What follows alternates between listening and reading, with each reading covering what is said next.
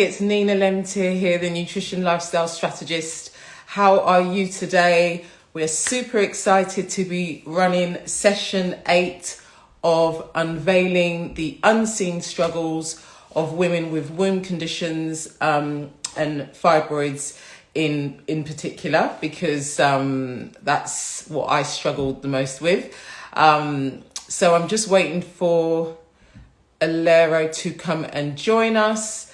And whilst we're getting her on, for those of you that don't know me, my name is Nina Lemtier, and I'm a nutrition lifestyle strategist. I've been helping women for 10 plus years. In the beginning, it was more of just kind of sharing information, and what I was finding was that I was meeting very busy women, very stressed women that just needed me to help them figure things out. And I had to figure out things myself in regards to my fibroid journey, and not really accepting what my consultants had told me some years ago. So I was struggling with fibroids. I was struggling with a lot of things, actually. Just going to invite Alero on now. I was struggling with my weight. I was struggling with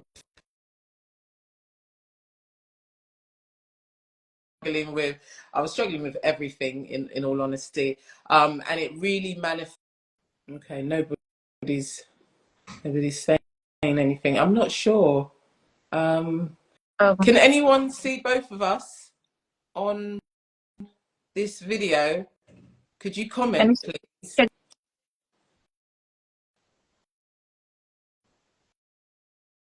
Right. Let me invite. I will. It went off. What happened?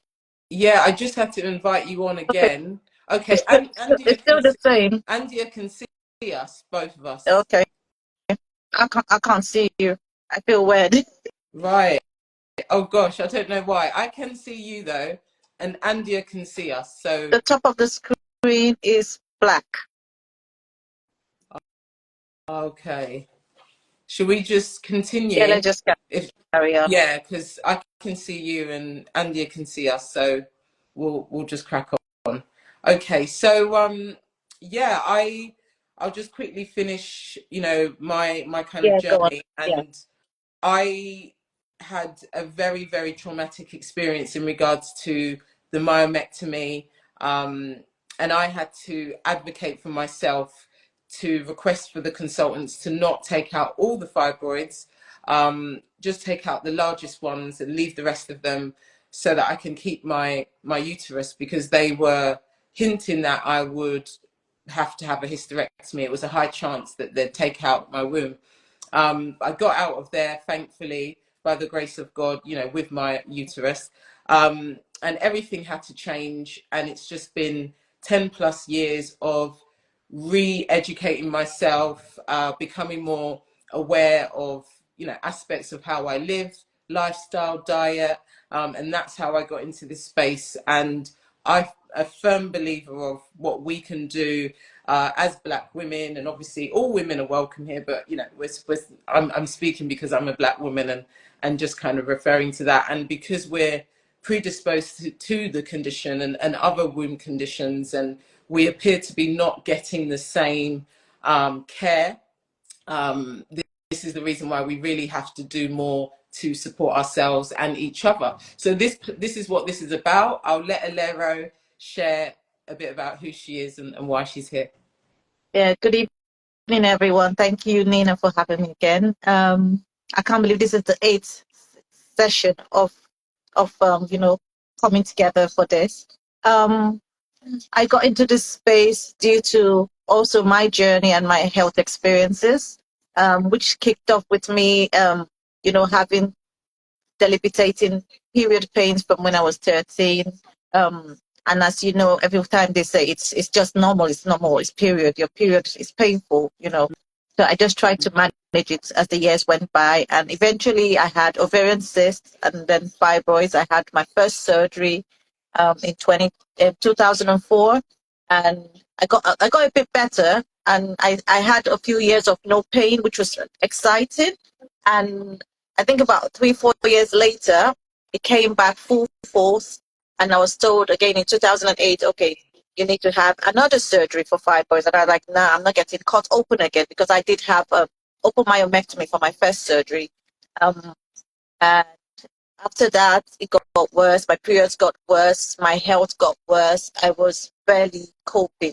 And a few years down the line again, I was diagnosed with adenomyosis and endometriosis.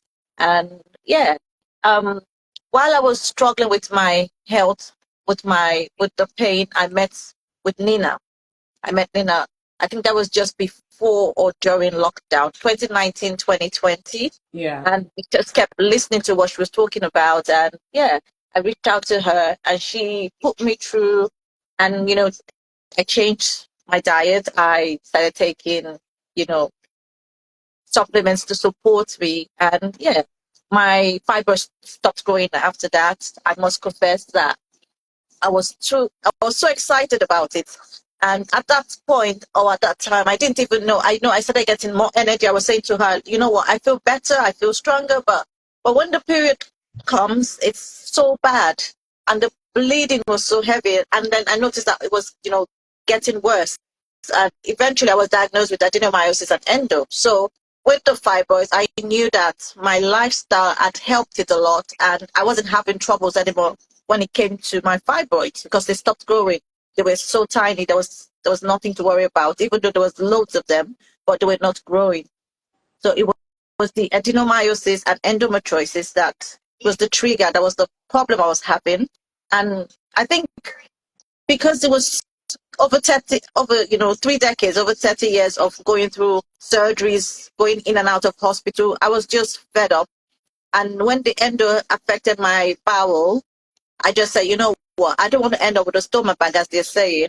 I'm just going to have the surgery. It wasn't a decision of 24 hours. It took me over a year to decide this. And I decided to have 4 of my organs taken out because they were all damaged. Um, and yeah, here we are today. And while I was going through all of that, I decided, you know what, to share my student experiences. As I learned every day, you learn, and along the way, you learn new things. And I decided, you know what, other women need to know this. They need to know that, what you eat, what you feed your body, what you support yourself with affects your period, your menstrual period. And I began talking about myself from 2017, and sharing other women's stories, not just about their periods, but just about life in general, how they're going through it and how they're surviving. And when I found out I had adenomyosis and endometriosis and I learned more about it, that's when I became even more vocal. And I didn't even know all I was doing back then was advocacy, to be honest. And then I kicked off, talking more about everything I was going through. And yeah, here we are today. Glad that we're able to help and support other women going through the same conditions and trying to find a way to reach for them to get better and more healthy. Absolutely. Thank you so much. And you are a symbol of hope and, perseverance, and the fact that you can be so open about how you overcame and also took decisions and how you empowered yourself, advocated for yourself. It's just life changing, literally, for so many women. So thank you. Thank you. So what we'll do is we'll be taking questions on this session. So if you've Yeah. got any questions, um, any concerns, or anything you want maybe a different perspective on, feel free to comment and yeah, use the comment section. What I wanted to really highlight today is a concerning kind of concept of the kind of the black woman, the strong black woman syndrome, and how we take on this concept, whether knowingly or unknowingly, and the impact that has on our health, the impact that has on our kind of younger generation, whether we've got children or nieces, because the reality is a lot of us are really just carrying on with these debilitating symptoms, and we're only doing something when they get really, Really really bad. bad, like passing out, being hospitalized. And it's like, why not take action much sooner? Why are we not being supported to? Like, why are we not realizing that there's a problem, that it's not normal? And it would just be interesting to know if anyone has experienced, maybe being made to feel that what they're going through is normal, if they have gone through anything. But I must say that we have to challenge this narrative head on, and really just ask for help, and understand that we deserve that help. We shouldn't just carry on through pain, heavy blood loss, infertility, all these different things, as if it's just part of our genetics, and yeah, we just have to accept that. So that's something that I wanted to highlight today. Um, is there anything you wanted to share, To add Alera, to or that, add to that? Yeah. well, yeah, I think especially as Black women, we have been, how will I put it? We've been made to feel like we are strong, so we can cope with any kind of pain. Um, so when you complain that you're in pain, they feel like you're being lazy, or you're just looking for, attention. Um, but we're humans, and we can feel pain.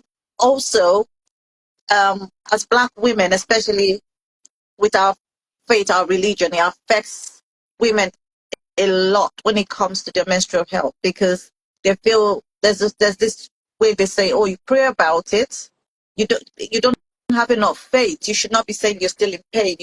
So a lot of women are going through pain and Mm, praying about the pain rather than seeking medical advice. mm, And you find that so many of them wait so long until it's almost, or should I say, too late. mm, Um, as somebody who grew up with a church background, I know for certain, I was told back then also to pray, you need to pray, you need to keep the faith, you need to be strong. But mm, I know the pain I'm passing through. And I don't think God has created doctors or given them the wisdom if it wasn't necessary. So um, I'd say we need to be more vocal, especially in the church. I don't know anywhere, any religious set area.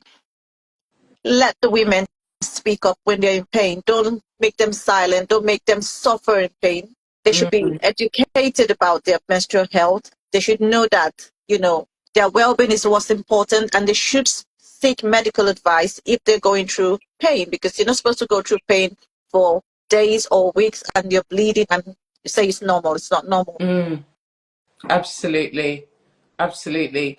Yeah, it's interesting that you've touched on the kind of spiritual aspect of how, a woman might approach their well-being, and what they would consider doing. And of course, praying about it is not a bad thing to No, do, it's obviously. not. But also you have to look at how long has this been going on Mm, for? You know, what about the pain? Really just being practical, isn't it? yeah. About actually what's happening and the impacts of that, practically in regards to their life, and getting medical intervention and advice alongside praying. Because we're not saying don't pray, Yeah, or I'm not saying don't don't do pray. it. Don't get me wrong. I pray a lot. So, but what I'm saying is, when you're praying and you're asking God for your healing, if you see that your situation or your condition is not getting any better, or you're getting worse, or it's, that you're seeing the changes happening, as the months go by, as the years go by, then you have to seek medical advice. When you're praying about something, you need to know why that thing is happening. You need to know the root of the problem so that you can actually, take it from there. So, Yeah, yeah, exactly, exactly. And it doesn't help that kind of medical professionals advise you based on how, if there is a pain or if there isn't, and see how you go. If it gets like this, and then come back. So it's almost like you're being, I don't know, you're being forced to wait till it gets bad as Yeah. well. Like that's the guidelines. Do you Yeah. think that's what's happening as well? Mm. That you're kind of encouraged, don't, we're not going to refer you now, let's Just wait watch it. till Let's watch. Yeah. It's till literally like, it's literally like they're saying you can cope, you can handle this. You know. yeah, yeah. It will be interesting to know if anybody's had. Okay, Andy has said, I agree with what you are saying. My friend is a critical care consultant, and she admits 80% of patients who have fatal brain aneurysm are Black women. We are Wow. taught to hold in until it becomes fatal. My gosh. My God. 80%. Wow. That is a That lot. that is very That concerning. 80% of 80%. patients. That is so. This is what I'm talking about. Mm. Yeah, yeah.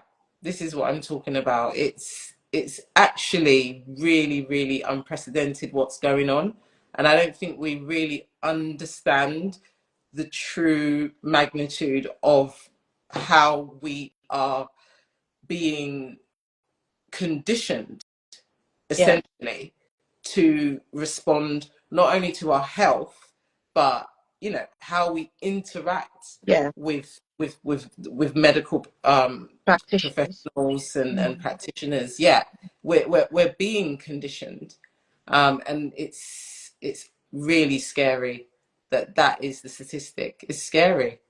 Yeah, Yes, to be honest, because if you get fed up of going back and forth, you're just gonna stay home, isn't it? yeah, Just gonna yeah, stay home. yeah. So is there? It's the So is the problem with how we are viewed medically. The problem is we it's a it's something that has existed before we are here, if that makes sense. It's like an undertone perception mm, that we are strong stronger. and Mm. we just can take more pain, we can just put up with more. Like, so when you are having to communicate with your doctor, with a consultant, you just have to be a bit more forceful, I think, and just be a bit more, hold them more accountable, and not just be brushed to the side to kind of wait till you're in agony, and that's the issue. So I feel like it's not just medically, it's just how we're perceived Mm. in general. What do you think, Alera? Yeah, it is. It is because I've seen a video where a doctor was talking somewhere in America. I think they were running some tests, and he did mention that Black people are stronger. And I was thinking, where did that come from? Mm, You know, they feel we can tolerate pain better than other people. So, yeah, yeah. it's sad that it's seen that way, and we have accepted it. We have accepted it that we're strong. I mean, we say it boldly. We say, "Oh, I'm a strong woman. I'm a strong girl. we say it. We're strong. Mm, Yes, I'm not saying we're not, but at the same time, we mustn't force the body to cope with pain that we shouldn't be coping with. We yeah. mustn't force our body to go through all that process when you can get a solution earlier. Yeah. You don't wait until your body your body has gotten to the point where it is shattered, it's broken, I can't carry on again. Mm, yeah. Because that's what happens in the end. You can't manage it. And that's what I did to myself when I couldn't manage it anymore. I couldn't cope with it. That's when I go to the hospital. Like I said to myself, I can't do this anymore. And Mm, I know when I've gotten to that breaking point, it's time to go to A&E. And I try to manage it. I try to do everything I should do because I feel, oh, if I lay down more than an hour, I feel, oh God, I'm losing out on things I should do. I'm being lazy. So I pull myself and I drag myself. Do I have to do? If I have to clean it, if I have to do my laundry, I just do everything, like follow the normal procedure. Even Mm. though I'm in pain, I'm in tears, I'm doing all of that. And that's how we've been built, or we've trained our mind or built our mind to work or function that way. And it's not right. Yeah, yeah, yeah. It's definitely one that I think we just have to look at practically. Okay, what can we do day to day, Mm, and just be so much more kinder. And yes, you know, we can be strong, but it can't be to the detriment of our health. You help. know, um, and it's also who's watching you, because I've watched my mum do exactly what we're talking about. Like, she never went to the doctor. She was just always Yeah. working. I never saw her. Mm, She was being strong. mm, And that is what I learned, you know, to kind of, so I had to recondition myself and change everything, and just start putting myself first, you know, yeah. in the last 10 years.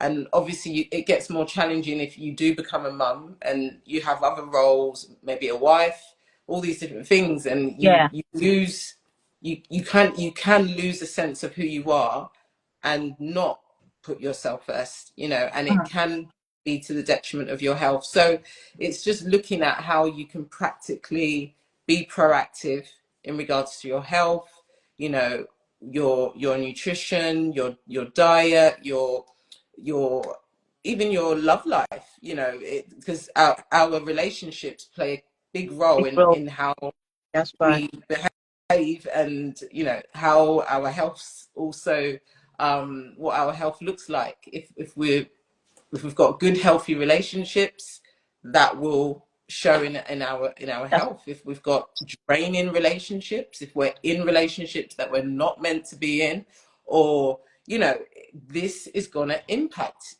us. very, very It true. really will. And I know that I can hold my hand up Mm, to that. It's really, really, it takes a toll internally.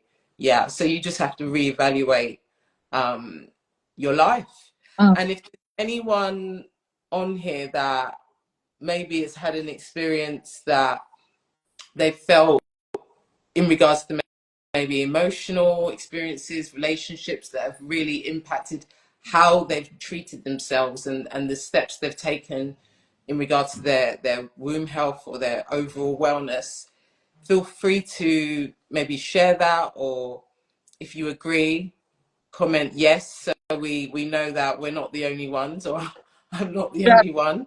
Definitely. um, but today's session, for those of you that have just joined, we are just really talking around the concept of the strong black woman syndrome and the impacts and the implications of that in our health and our womb health, and our lives essentially.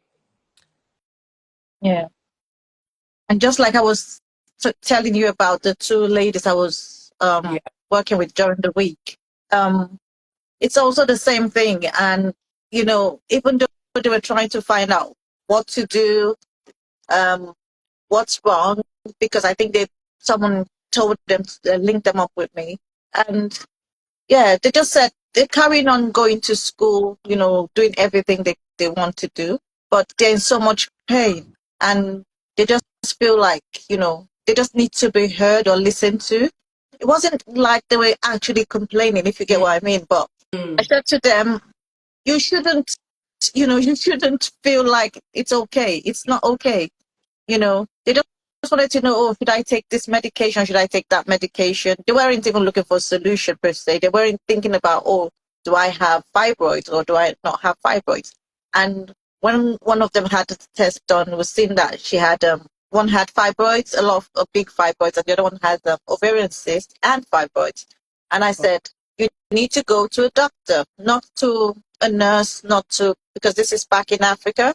And I said, mm, you don't need to go to like nurse or go to the clinic. You need to go to not just any doctor. You need to go to a gynecologist, and you need mm, to give them the results so that you can get, you know, seen and everything. And you know, for them, they felt it wasn't serious. It's just my period. You know, I'm okay. I'm coping. you don't have to cope, you don't have to manage. Yeah. So it's really, it just, it was, for me, it was just really heavy for me, because I just felt this was what I was doing back when I was younger, but I didn't know any better, really. But yeah, we we just need to change the narrative to say that's how it should be, and we should cope with it, get along with it, carry on with it. We just need to change that narrative. Yeah. Yeah. Actually take steps, practical steps, start to track exactly what's going on, assess and get guidance on that. Get guidance on that. So we are taking questions. If you do have any questions, thank you, Ivy. Hello, EVA. EBA, Thank sorry. you for joining. Yes, okay. She gets called Ivy as well, so. Okay. So yeah, we are taking questions. I did have a couple of what was on my TikTok, a Yeah, few questions about okay. supplements. And I think the focus shouldn't be first on supplements. Your focus should be on your diet, and then what you do is you get the medical guidance first, assess your diet, see how you can optimize your diet, where the gray areas are, and then you strategically supplement where you've identified, you need to supplement, you need to support these key areas. So that's the way round. It shouldn't be it should not be not diet focused, because it doesn't, it doesn't work like that. You won't get the maximum benefits from the supplements if your diet is poor, or if you're consuming things that don't work with your system, etc. So that should always be the kind of the order of assessing everything. Andy is asking, I downloaded an app on my phone called B Zone. This was recommended for us in my workplace, and I really like it for de-stressing. Oh, fabulous. Okay. B Zone. Is that like for relaxation? Yeah, it's a de-stress app. So just curious, Andia, what activity do you like that you complete on the app? Is it in the form of a video? Is it a game? Is it Or how? just listening to someone talking? Yeah, I'll be curious to know. Thank you for sharing that. And it's just these little plugins, isn't it, that whatever works for you, whether it's an app that you might combine with an activity that you're doing, but it's just finding that thing that you can integrate into your daily routine, you know. She said, Okay. yes, it's mental health. That's great. That's really good. That's so good.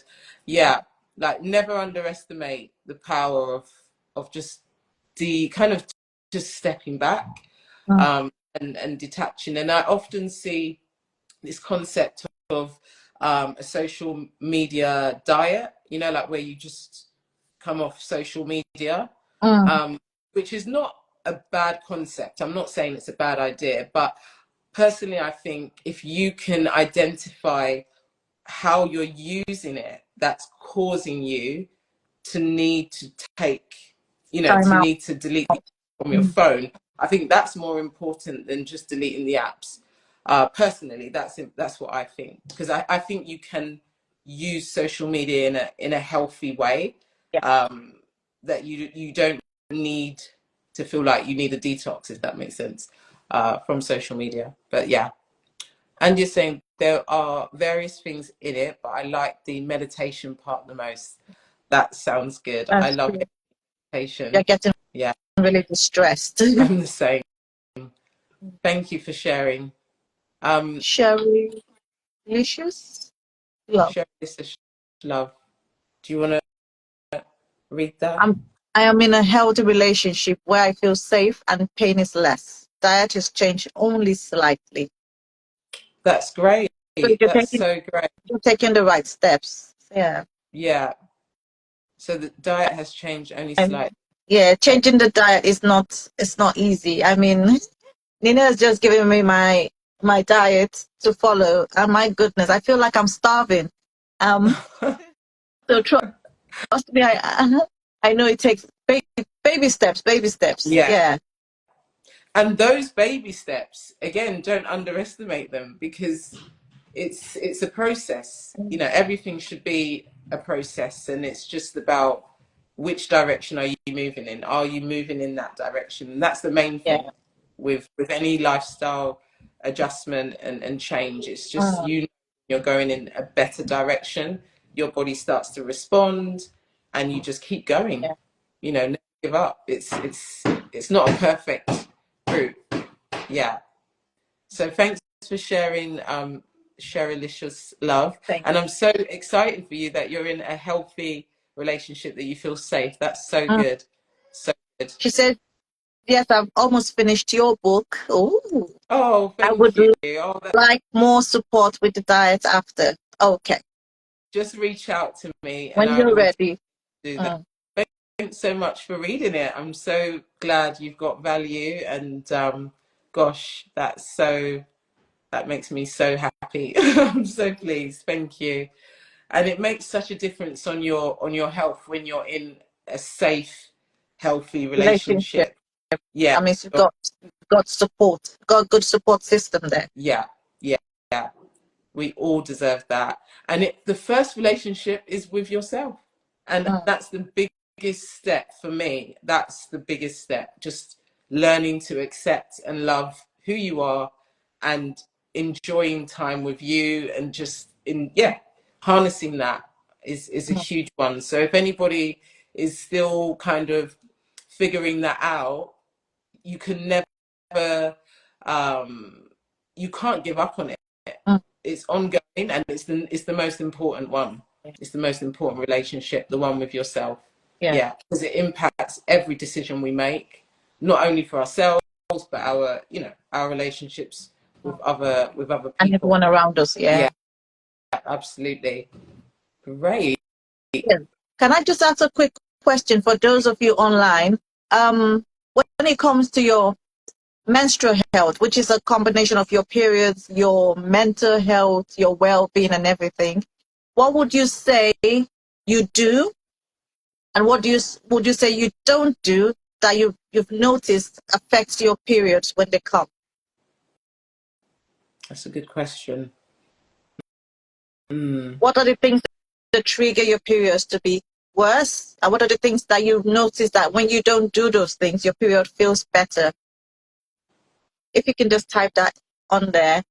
Um, I'm curious to know, because sometimes we don't realize that we're doing things that are making us feel better. And yeah, so this is where journaling also comes into play, because uh, all the things I'm talking about now, I've learned a lot of them from Nina anyways. Writing the things you're eating, the things that you feel are, if you ate something, let me say uh, you had fish and chips this month. You ate fish and chips, and then you notice that, oh, this month I felt a bit naff, um, because for me, when I have food that's got too much oil in it, oh my God, I feel sick. And I've realized that means I'm feeding my body with what it doesn't want. So I don't go that way. Yeah. And when I'm drinking, I never used to like drinking water. And yeah, I drink loads of water now. I need to actually control myself to stop drinking the water, because I just want to drink and drink. I noticed that also helped with my period, and yeah, with the Yeah, flow. Yeah. yeah, definitely. And we'll wait for those comments. For Yeah. me, Hopefully you're gonna type something, ladies. yeah, for me, I notice whatever I plan out in my journal, in my planner, Yeah. and when I follow it for the month, I see a huge impact, not only in my periods, but just my energy, how I feel mentally. It's just honoring your word, the words you say to yourself. It's such a simple concept, but my gosh, when you start following through on the words and the commitments you make, that is another level Yeah. of pain relief and just excitement in your body, all the feel-good hormones. Mm. Jacqueline, I missed 2 months and felt I was dehydrated. And although my diet is good, I started drinking water and coconut water, and my period returned. Ah, interesting. Question. Interesting. And that's in that I'm happy you mentioned that, Jacqueline, because Mm. often I speak with women that talk about kind of missing their periods and they're really stressed and they're wondering what's going on. And just by addressing the diet, maybe relaxing more, look, you've Mm. made a few tweaks in your period Yeah. return. And it often is just such a delicate balance with your hormones, and just by supporting them, Mm. adjusting the diet, your body just feels more in sync, and it allows for that process to happen. Because when your body is feeling compromised, particularly your kind of nervous system, what your body will do is just go into fight or flight mode, Mm. which is a bit like if you were on an island somewhere and there was no food. And obviously you might not be eating as well, so your body will start to limit processes like your menstrual cycle. It won't allow it to happen because it needs to go into protective mode and Protective. kind of reserve energy. So it's kind of a protective mechanism that kicks in, and it's often a response to stimuli. So yeah, it's a good point that you've mentioned, Jacqueline. Mm. Yeah, thank you for sharing that. Thank you, Jacqueline. Is that And another question? did you I want can't to? really see them. I You, can't really see it. I don't know. It's gone really wide. Okay, let me oh, try to pull it down. Okay. Yeah. So, Lady Almi. that's Andia.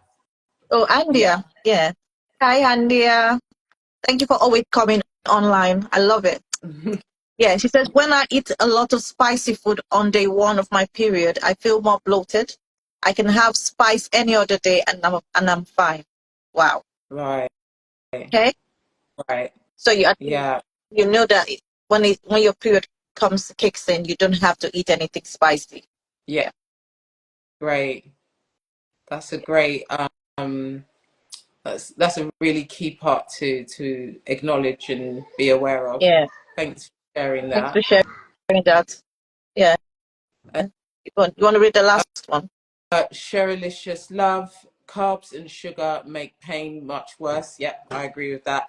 If I Mm. cut Read it. if I cut it, pain Yeah. is, yeah, yeah. That's one Mm. thing for me, because I used to take ridiculous amounts of carbs and sugar for many years, and yeah, it caused a lot of havoc. Yeah.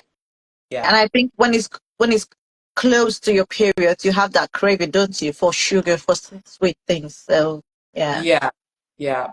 And the way to manage that is to just up your calorie intake of, healthy sources, of course, and Mm. that you help to offset the need. So your body is getting more energy, which is what it needs, obviously, for this stage of your cycle. So if you Mm. up your calorie intake of about maybe by 200 to 300 calories, up protein, you'll take off the edge of that sugar craving per Craving. se. Won't be as profound without the increase in your calories. So definitely track and just be prepared. If you do that, you should notice that the sugar craving So reduces. so what you're saying is when it's close to having your period, Yeah, increase your calorie intake. yeah, Okay. increase. Yeah, yeah, Okay. and reevaluate if you're regularly exercising, depending on what you're doing, you would want to change the formation. So do more kind of Pilates, less intensity, don't do any HIIT workouts and things like that. Anything that will be a bit too demanding is the way to approach that week before Okay. the period and the week. Yeah. So the reason You're well. I asked that question, ladies, was because I know I struggled with this same thing. Is because a lot of times we actually know why the pain's gotten worse. Sometimes we actually know we've eaten something that doesn't suit our body. Mm. And even though we know, it's like, especially if you're African, you're Nigerian, we know that spice triggers inflammation during our periods. We'll still eat spicy food and then curl over in pain.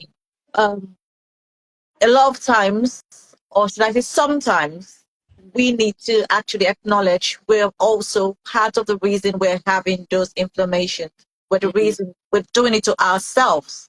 We need to now take, stand firm and say, you know what, I need to stop this because we're doing this to ourselves. We're eating things we know we shouldn't eat Yeah. and putting Yeah. our body through that trauma. It's not, we have to take that as something to say, I'm going to stop this. I'm going to, because everything what you put in there is what's going to, that's what your body's going to respond to.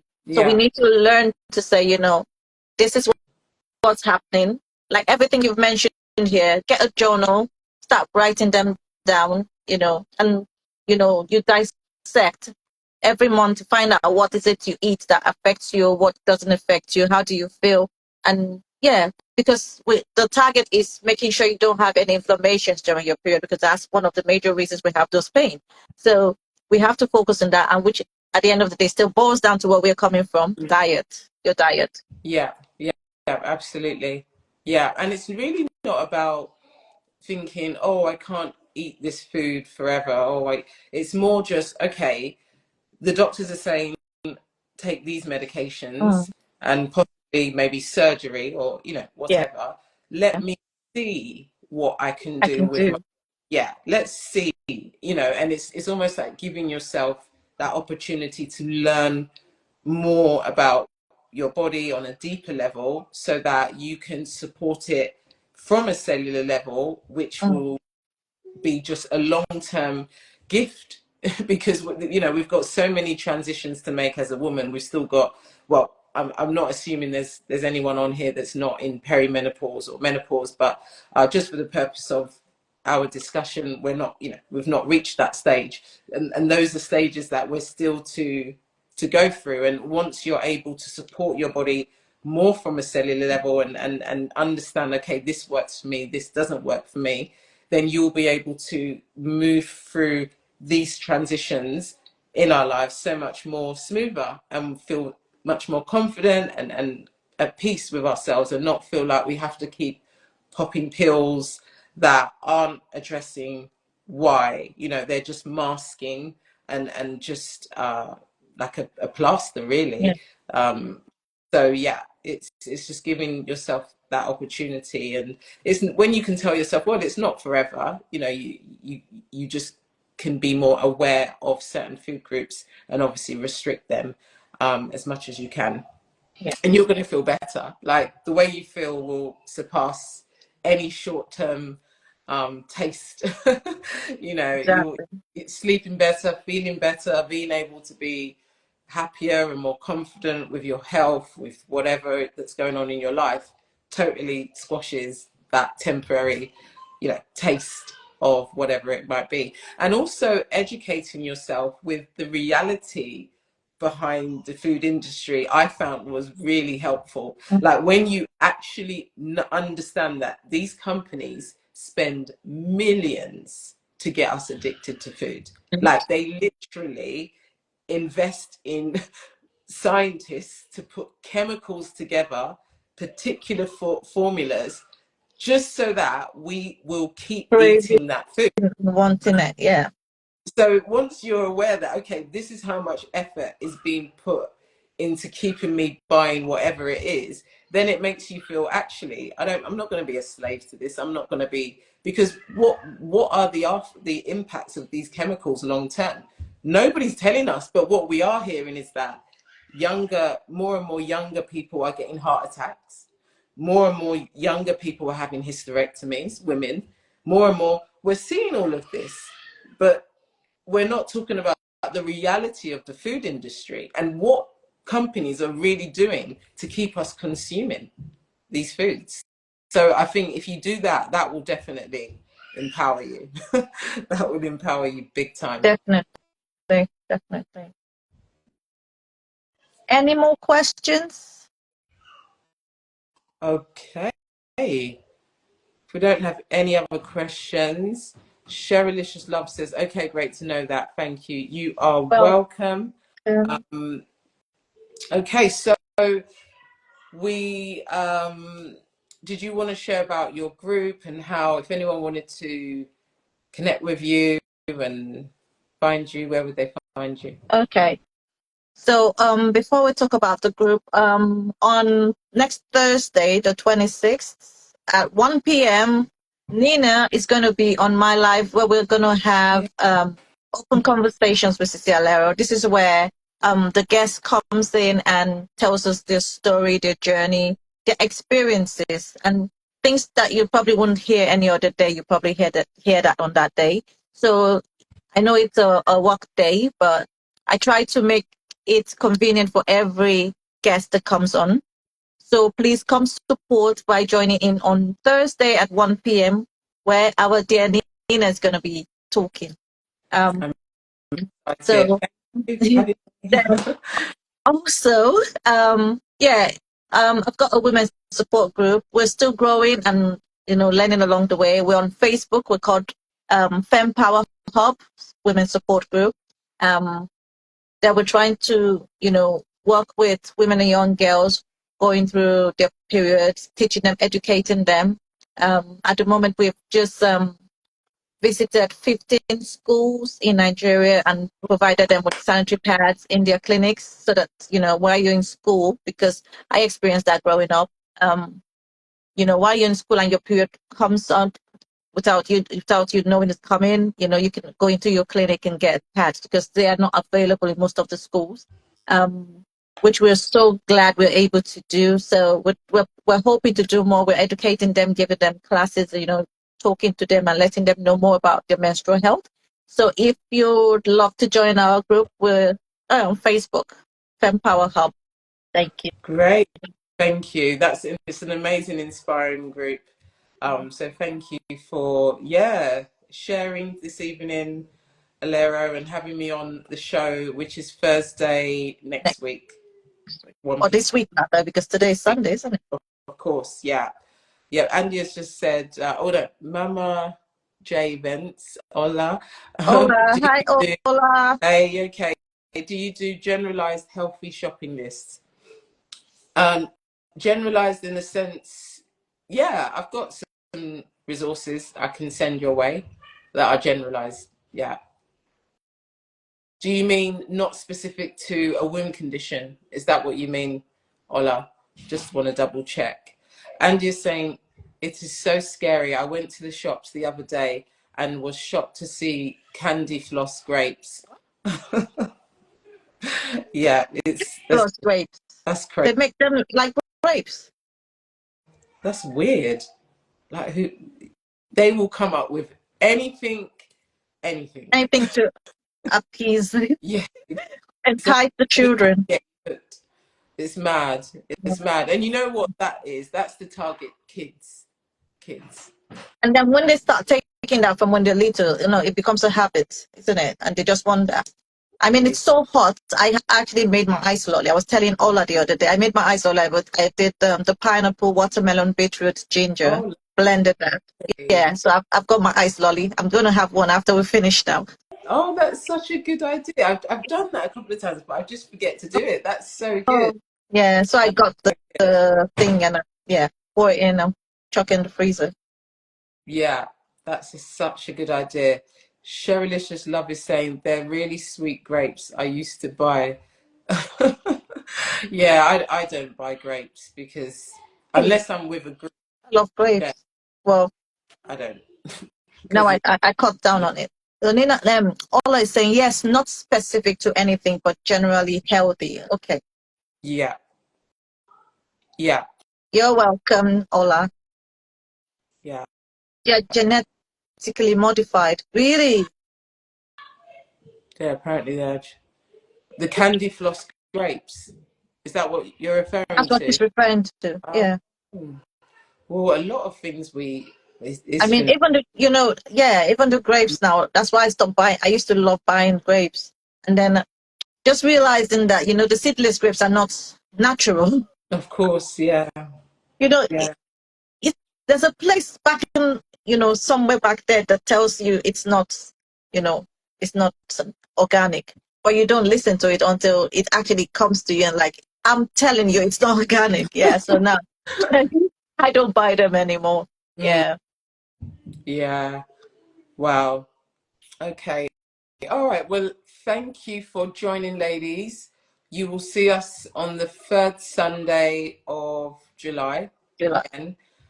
But we'll see you this Thursday at 1 o'clock It's on at 1 o'clock to see on Sarah. Cecilia on my page. Yeah. Yeah, I hope page you and all turn up. I know you're going to be working, but if you can, please join in. yeah, yeah. There's so much we can learn from each other, and just realize that it's an ongoing, lifestyle, and just realizing you're not alone. Yeah. And you're an overcomer. The fact that you're here, you're sharing, you're listening Mm, means you are going in a whole new direction. yeah. And pray you continue to empower yourself and empower others around you, and yeah, keep growing and glowing. Amen. Amen. All right. Okay. Thank Well, you, have a everyone, for lovely joining evening. in. Have a lovely evening and Enjoy. a beautiful week ahead. Bye. Bye.